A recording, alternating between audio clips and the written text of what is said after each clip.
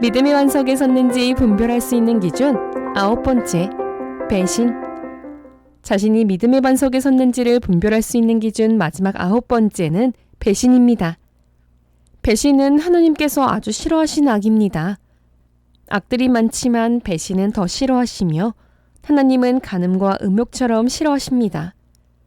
배신은 앞서 말씀드린 변개함과도 관련이 있지만 간사한 마음과 크게 관련이 있습니다. 또 자기 유익을 구하는 마음과도 관련이 있고 교만의 마음도 크게 관련이 있지요. 이런 여러 가지 악들이 복합적으로 작용해서 배신이라는 악을 낳게 됩니다.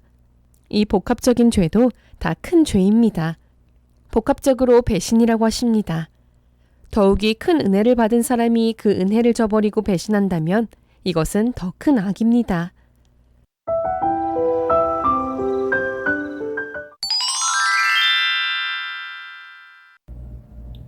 다 함께 기도하시겠습니다. 사랑의 아버지 하나님, 한 주간도 아버지 사랑으로 만민의 아동들을 지켜주시고 함께해 주심에 감사드립니다.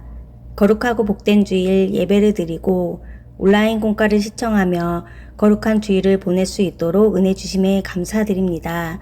오늘 공과는 하나님 언약의 통로 요셉 제13과 애굽으로 이주한 야곱 일가입니다.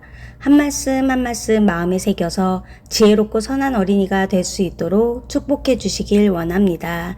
공과를 위해 수고하시는 선생님과 아동들에게 하늘의 상급대과 축복으로 갚아주세요. 아버지 하나님 감사드리오며 우리 주 예수 그리스도 이름으로 기도드리옵나이다. 아멘. 오늘 은혜 받으실 말씀은 창세기 47장 3절 4절입니다.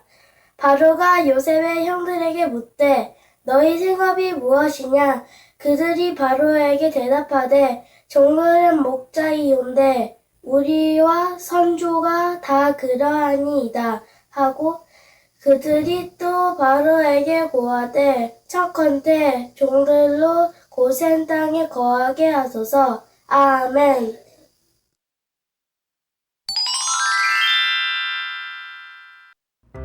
하나님 언약의 통로 요셉 제13과 애굽으로 이주한 야곱 일가. 공해가 심하지 않았던 옛날에는 하얀 옷을 입고 외출해도 별로 때가 타지 않았어요. 하지만 환경오염이 심각해진 오늘날은 흰 옷을 하루만 입어도 옷깃이나 소매끝이 까매지지요. 영적으로도 마찬가지입니다. 죄와 악으로 가득한 오늘날은 자신도 모르게 비진리에 물들어가지요. 더욱이 텔레비전이나 스마트폰을 통해 폭력적인 게임이나 좋지 않은 장면을 자주 보면 죄악에 빠르게 물들 수밖에 없어요. 요셉은 마음을 거룩히 지키기 위해서는 보고 듣는 것, 곧 환경이 중요하다는 사실을 알았어요. 그렇다면 그는 자신의 가족을 이방신이 가득한 애굽에서 보호하기 위해 어떤 지혜를 발휘했을까요? 가족이 가축을 기른다고 애굽 왕에게 알린 이유. 애굽으로 이주한 야곱의 가족은 모두 70명이었습니다. 여기에는 요셉의 가족도 포함되었지요. 요셉은 애굽 왕 바로에게 자신의 가족이 가축을 기르는 사람이라고 알렸어요. 이렇게 알린 데에는 이유가 있습니다. 애굽 사람들은 가축 기르는 일을 하찮게 여겼어요. 요셉은 혹시 애굽 사람들이 요셉의 가족이 우리 땅에 들어와 피해를 주지 않을까 염려할 것을 대비했어요. 그래서 자신의 가족이 그들이 하찮게 여기는 일을 한다고 말한 거예요. 결코 위험한 사람들이 아니라는 것을 알려 애굽 왕과 백성들을 안심시키려 했지요. 한편으로는 가축을 친다고 말하면 애굽 사람들이 자신들을 멀리할 것이라고 생각했어요. 아무래도 애굽 사람과 가까이 하면 그들이 섬기는 우상에 물들 수 있고 또 서로 결혼하는 일이 생겨 두 민족이 섞일 수도 있습니다. 그러니 애굽 사람들을 가까이 하지 않는 것이 좋지요. 심한 기근을 이겨낸 요셉의 지혜. 기근은 수많은 생명을 앗아가는 무서운 재앙이에요. 그러나 하나님의 지혜를 받은 요셉은 7년의 풍년 동안 차근차근 대비를 했어요. 그래서 극심한 흉년 중에도 애굽 창고에는 곡식이 가득 쌓여 있었습니다. 이 곡식은 애굽과 주변 나라들을 구하는 생명줄이 되었어요. 양식이 떨어진 백성들은 돈을 내고 곡식을 사기 시작했어요. 하지만 얼마 못 가 곡식 살 돈도 떨어졌지요. 그러자 백성들은 요셉에게 공짜로 곡식을 달라고 합니다. 그때 요셉은 그들에게 가축을 가져오면 주겠다고 했어요. 백성들은 이를 좋게 여겼습니다. 사람이 먹을 양식도 부족한 상황이니 가축에게 먹이를 주기가 힘들었기 때문입니다. 그러나 한 해가 더 지나고 이제는 가죽조차 남지 않자 백성들은 요셉에게 양식을 주는 대신 자신들의 몸과 토지를 사달라고 부탁하지요. 곧 종으로 삼아달라는 거예요. 이에 요셉은 토지를 사서 왕의 소유로 만들고 백성들에게 토지를 빌려주어 농사를 짓게 합니다. 요셉이 값을 받고 곡식을 판 이유. 혹여 7년 풍년에 모아놓은 곡식이 많으니 백성에게 그냥 나눠줘도 되지 않나 하는 생각이 드나요? 그러나 만일 요셉이 공짜로 곡식을 줬다면 어떻게 되었을까요? 공짜이니 마구 가져가서 쉽게 낭비할 수 있지요. 그러다 보면 곡식이 금방 바닥나고 오랜 기근을 이겨내기 어렵습니다. 이런 이유로 요셉은 곡식값을 받아 낭비를 막았던 것입니다. 그렇다 하여 요셉이 터무니없이 곡식값을 많이 내라고 한 것이 아닙니다. 백성들이 생각하기에도 적당한 금액만 받았어요. 또한 백성들에게 토지를 빌려주고 농사를 지으라고 할 때도 결코 무리한 요구를 하지 않았어요. 수확량의 5분의 1을 왕에게 바치고 나머지 5분의 4는 그들이 먹고 쓰게 했지요. 만일 요셉이 무리하게 요구했다면 어땠을까요? 굶주린 백성들이 불만을 품고 폭동을 일으킬 수도 있습니다. 하지만 백성들은 오히려 요셉에게 감사해야 합니다. 이처럼 지혜로운 요셉으로 인해 애굽은 심한 기근을 잘 넘길 수 있었습니다.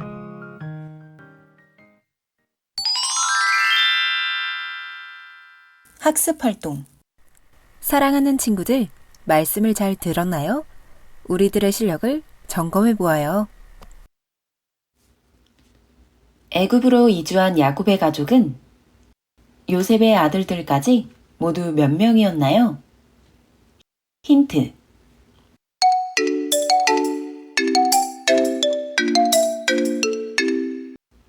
정답은 70명입니다. 애굽 총리 요셉의 지혜로운 기근 대비책입니다. 자음을 완성해 보세요.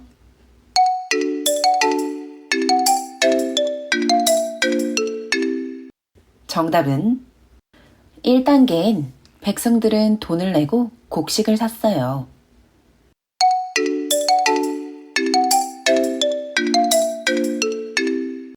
정답은 2단계엔 백성들은 가축을 내고 곡식을 샀어요.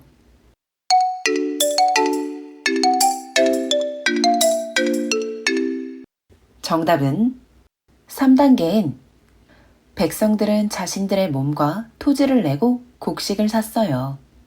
요셉이 기근으로 어려움을 당하는 백성들에게 곡식값을 받은 이유는 무엇인가요?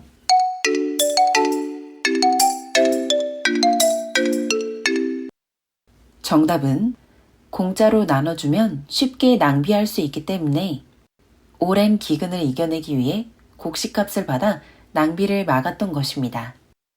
오늘의 말씀 구절을 큰 소리로 함께 읽어보아요. 요한일서 2장 15절 말씀. 이 세상이나 세상에 있는 것들을 사랑치 말라. 누구든지 세상을 사랑하면 아버지의 사랑이 그 속에 있지 아니하니. 아멘.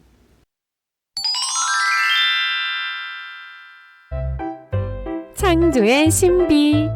수많은 별들은 언제 만들어졌을까?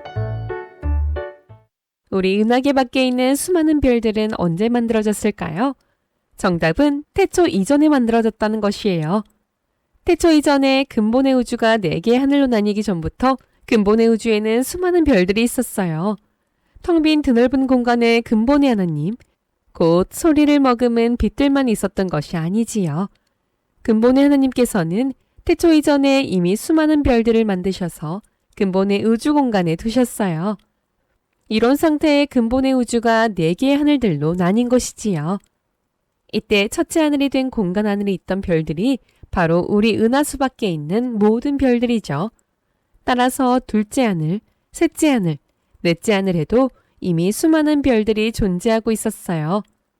이처럼 첫째 하늘이 형성될 때부터 무수한 별들이 존재하고 있었는데 하나님께서는 이런 첫째 하늘의 어느 한 지점에 지구와 해와 달과 별들을 창조하신 것이지요.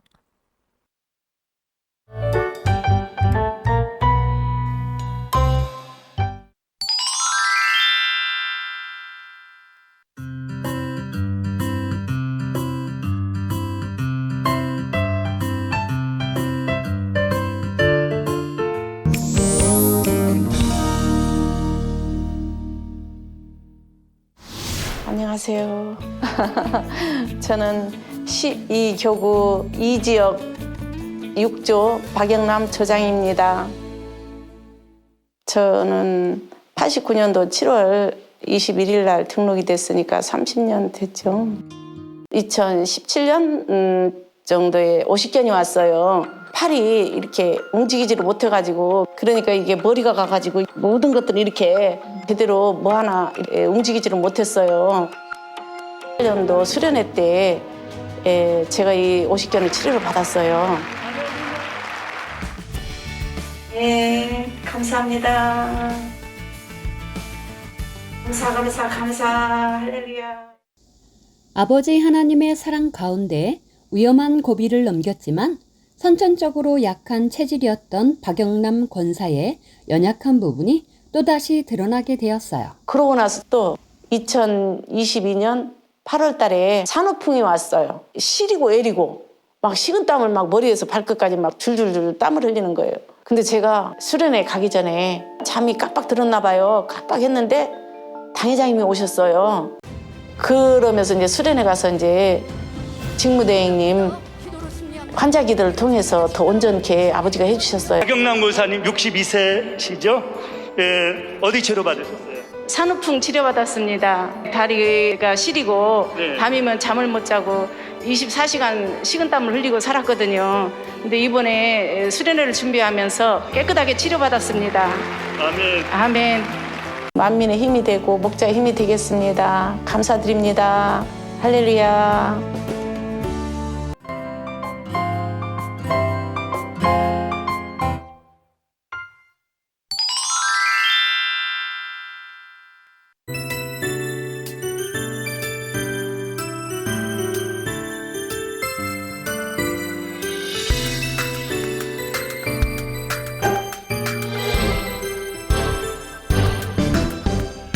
하루 살며 놀아보세 마음껏 하나님